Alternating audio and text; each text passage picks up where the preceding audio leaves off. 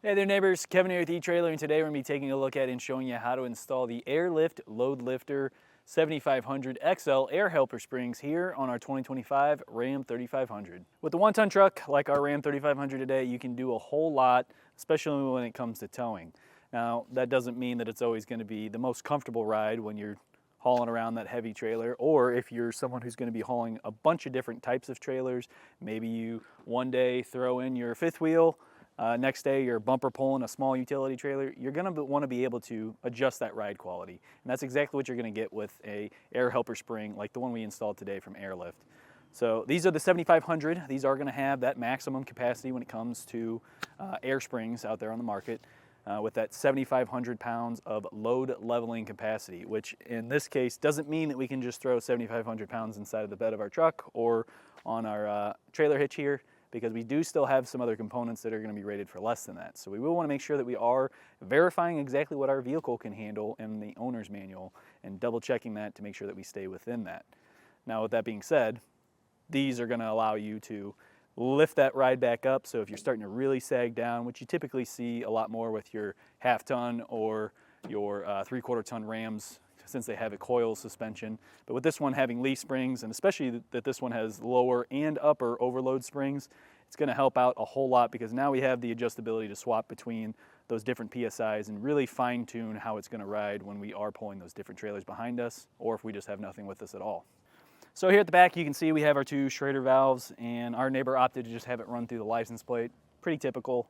Typically, I like to use a bracket that you just zip tie to the trailer hitch, but this was a round tube cross member on the trailer hitch, so kind of doesn't work out too well. The other option is to drill through your bumper here, and not always the best, honestly. Sometimes there's a lot of stuff behind here, a lot of harnesses zip tied or bolted up into the back of the bumper here, so definitely make sure that you check behind your bumper before you start drilling into anything. And along with that, airing this up. So this is a dual pass system, so each one of these is separated. So if you air one side up, it's not going to air up the other. So they will be needing it separately, and you will need to check both PSIs. You don't really want to run too much on one side and have it kind of lopsided unless you have an offset load inside your bed here. Now, when you aren't driving loaded, you will also want to make sure that you have these at a minimum of 5 PSI, so that way you don't tear up the bag. If your suspension compresses too much, you hit a big pothole in the road or a really rough, bumpy road, it can really kind of start closing down on it and tear up the bag if there's no air inside of it. One thing I would recommend doing is definitely getting yourself an onboard compressor. It'll mount up on the frame rail, so it is going to be hidden. It won't be inside the vehicle, so it's not like it's going to take up any space that you would normally be using. And it would allow you to easily air up both air springs at the same time or separately, and then would allow you to see exactly what's going on with it PSI-wise, or if there's any kind of issues. If you start running low, maybe you have a slow leak or something like that, it's going to kick on and help air those back up to keep them at a safe level. So just kind of makes it a whole lot nicer of a package if you do also get that air compressor. So this kit is going to come with some custom fit brackets and double convoluted air bellows, and that's going to make this install honestly super easy. Usually with Rams, I'm taking the wheels off and it's a lot of prep to kind of get it ready to go, but with this one, it fit right in super easily. I really didn't have to do much prep-wise, lifting the trailer now, or lifting the vehicle up to get that spread between our frame and our axle.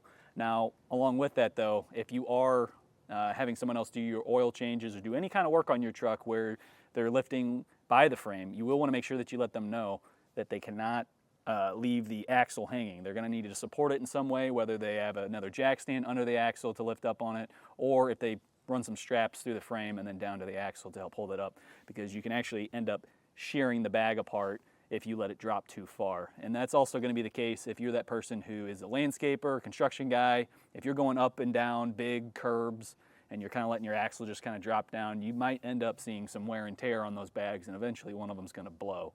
So just kind of keep that in mind.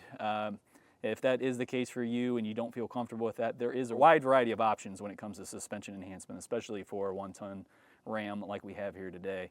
So just kind of keep that in mind with that.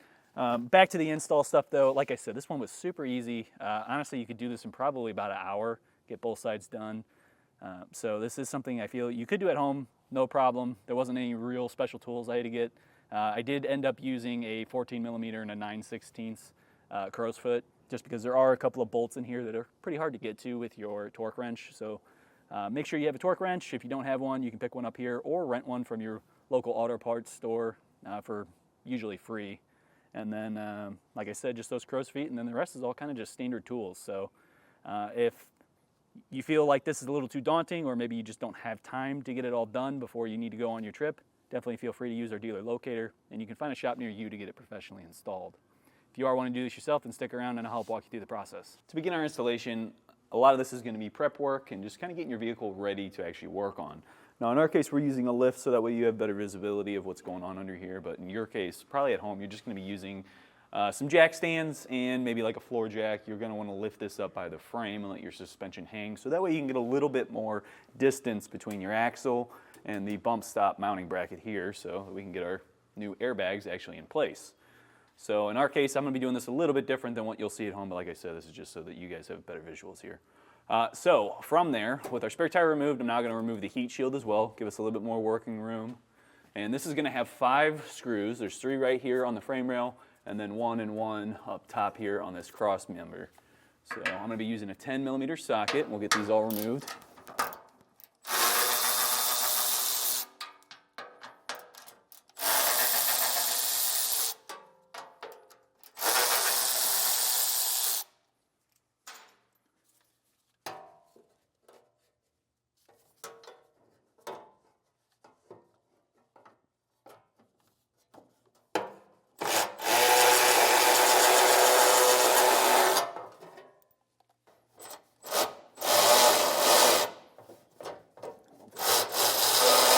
On this last one, my battery powered ratchet was just a little bit too long to get to this, so just switched over to my hand tool so I could get in there a little bit better, and we get this last one out. All right, now we can set these aside. All right, now on our driver's side, we're going to have this vent for our axle, and that's going to be a little bit in the way. Just be careful when you put it up there. They tell you to pop this push pin out and just give yourself a little bit more room, but honestly, it doesn't go that high. It doesn't stick out that far. It's not like you can change where this sits here down at the axle, so I'm going to leave it. If you feel like it's in the way for you, definitely feel free to remove it as well, but I'm going to go ahead and not. Now with the jounce bumper, we're going to be removing the 2 bolts here, and these are going to require a 16mm socket. Oop. Definitely hang on to your jounce bumpers. If you ever decide to swap out your vehicle later on and want to switch it back over, maybe someone else doesn't plan on using the air springs, you can easily just put these ones right back in. So now it's time to build up our air spring. We'll take one of our air bellows. The side with the 3 openings is going to be our top. That 3rd spot is going to be the opening port for our inlet. So we will thread that in. You want to thread that in as much as you can hand tight, and then we're going to take a 12mm wrench, and we're going to give this 1.5 turns. So just kind of note where your wrench was. So that's 1 turn and a half. Next, we'll take one of our roll plates. That's these guys right here, and we'll have the side facing down. So you can slot that right on. And then we'll take one of our top brackets. So top brackets look a little goofy. You'll want to have the air inlet opening facing towards the inside of the vehicle, and then when we're looking at these 2 tabs, these are facing towards the front of the vehicle with that larger one facing towards the back.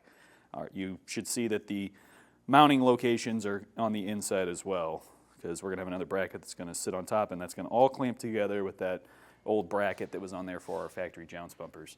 So what we will do is we'll line this up, and then we're going to take our 3/8 cap screws, so these guys right here, and we'll also throw on a split lock washer and a flat washer. Put those in.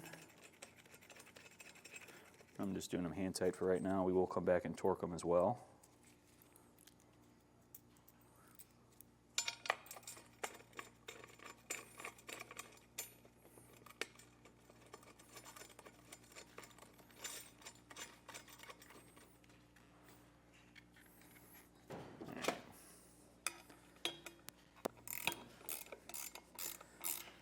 tighten these down, you'll need a 9/16 or 14mm socket or wrench. I'm just doing it by hand first.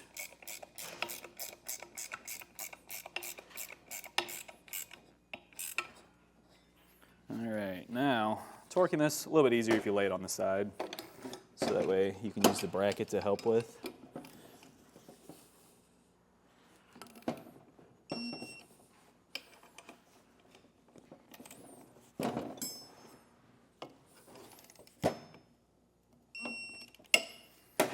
And once we have that torqued, we can flip it over. We're going to throw on another roll plate. Yeah, I'll flip this around a little bit better for you. And then we're going to grab our bottom bracket here. Now we want this to face so that the flanges here, these tabs, are facing away from the airline fitting here. So that'll go towards the back. And you're going to have a slotted hole for it. Now before you go ahead and put those bolts in, grab your long carriage bolts. We're going to pop 2 of these in. Set that on there, because once you have it on there, the roll plate's going to block you from being able to get those in.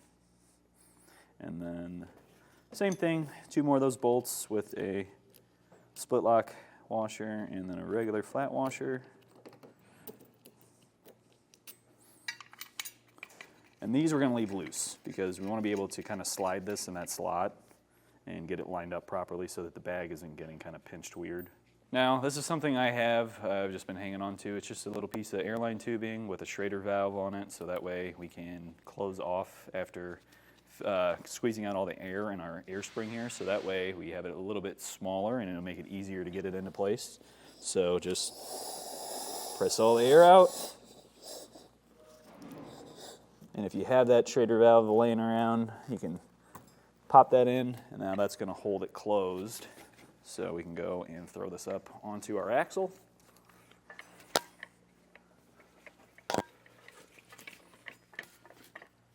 Like I said, be careful. You don't want to rip that vent. So you may have to kind of play around and figure out what's going to be the easiest way to get this in place.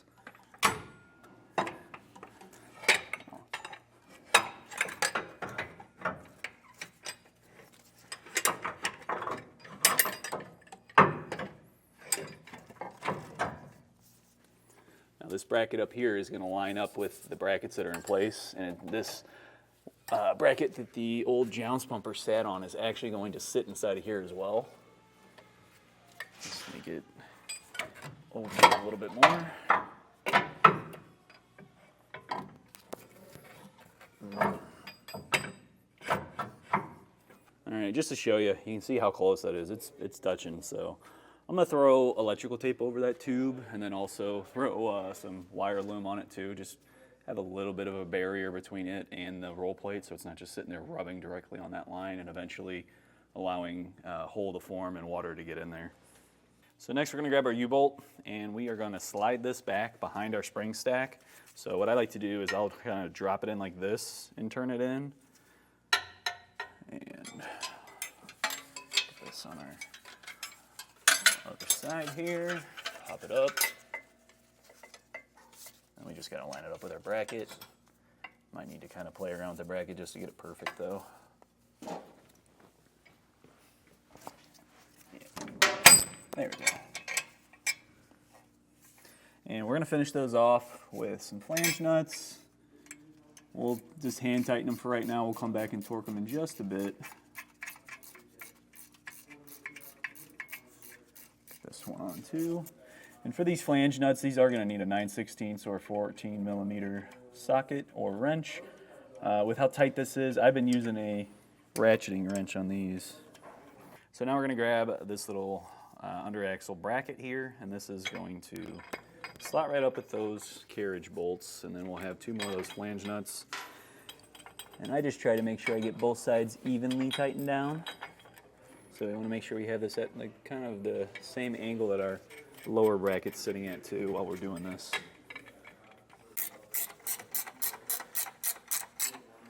Once I get it close, I like to hit it a few times with the wrench, and then I'll bring my torque wrench over and check it. But this is kind of a back and forth battle. like you'll tighten one side, it'll kind of loosen the other. So I just keep going until I get a good beep from both sides.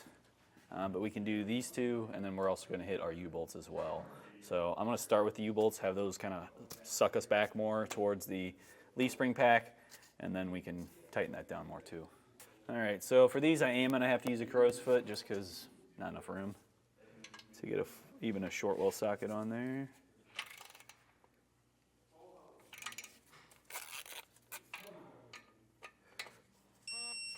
All right, same thing too, we'll have to go back and forth, because as you start tightening one side, the other side might come a little bit loose. That one's not ready. And if you torque wrench, if you have a digital one, you keep hearing it beep on me here. It's because as soon as the head touches this lower bracket, it's instantly putting that enough pressure to have it hit. So I'm not quite there yet. This honestly feels a little bit loose. If I could hit it with this for a bit too.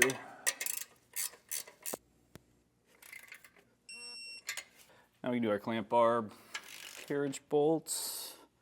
Same thing, just kind of work yourself back and forth. Our next step is going to be grabbing this upper bracket right here, this little L-shaped bracket with two holes. You're going to have that closed off end facing towards you. So this is exactly how I'm going to set it up in there. And the holes that are in this are going to line up with the holes in our upper bracket, as well as the holes that are in our framework here. And we'll have these black flange bolts that we'll drop in from the top. And then once we get to the bottom, we're going to have flat washers and nylock nuts. So I'm going to get that in there. This is also going to be another one where it's a 9/16 or a 14 millimeter, as you can see, for both the bolt and the nut. All right.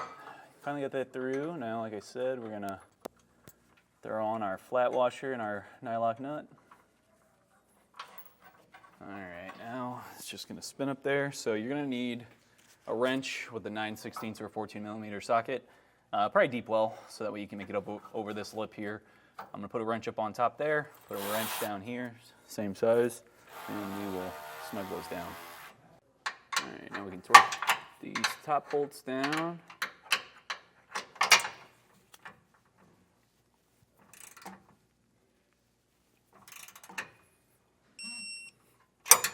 Now that's going to complete it for this side on our air springs. We're going to have to do the other side. It's going to be the exact same way. Honestly, this one is pretty easy to install. But once you're done with that, it's now time to route our lines. So just kind of figure out where you're wanting those to end up at. Typically, I'm looking at the trailer hitch and picking up a second bracket that will mount up just with a zip tie. So that way it's a little bit easier, and if you ever wanted to remove it later on, you don't have holes drilled into your bumper. Now I know our neighbor today wants to have it near the license plate, so I just probably going to double check with him. A lot of people like to just take the bolts out and just use that as your hole, and then you can still tighten that down because you're going to have a couple of nuts on that as well, and that'll still keep your license plate intact. But a lot of time people also want to just have it drilled right into the bumper right next to the license plate. So really just depends on your preference. All right, so I've got the airlines ran, just kind of wanted to go over exactly what I did. So we have our Schrader valves, the two screws that actually hold in our license plate. I took those out, I drilled the hole a little bit bigger, up to a 5/16 hole, so I can pass through my Schrader valves.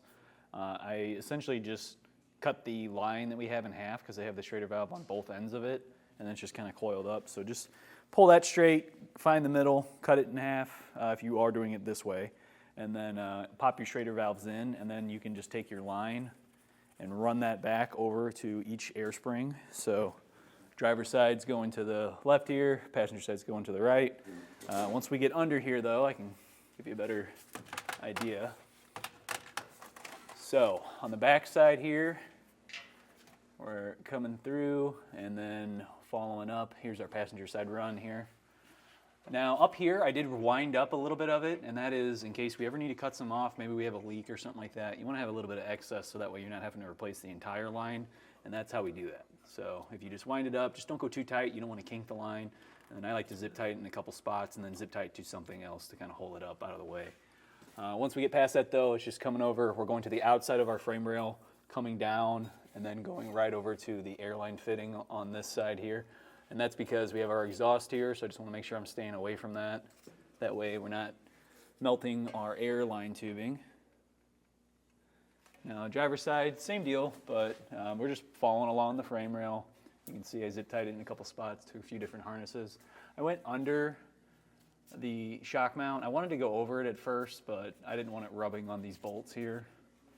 So just stayed under it, and it's still out of the way for the shock. It's not something I'm going to worry about where if the shock compresses, it's going to end up hitting it. Same thing over here, wound a little bit up, and then zip tied it to this harness, and then I just have it coming through this mounting bracket here down to our airline fitting. So now at this point, we need to air up to about 50 PSI and do a leak test.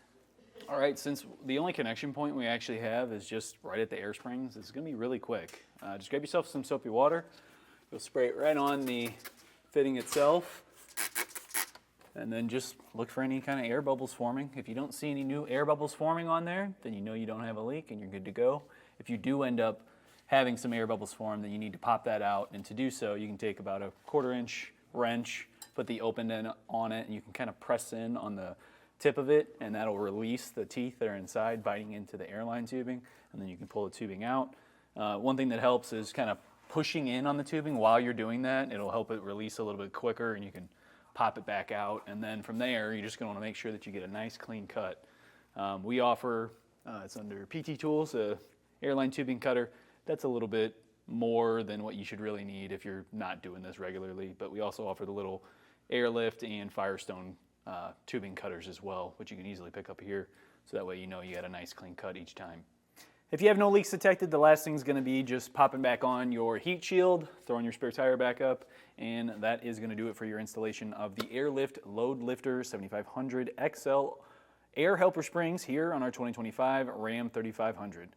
My name's Kevin. If you still have some questions about what's going to be the right suspension enhancement, or you just need help with your install, please feel free to reach out to us via our Ask the Experts link, a comment on this video, or a phone call to our customer service department, and we'd be happy to help you out on your journey.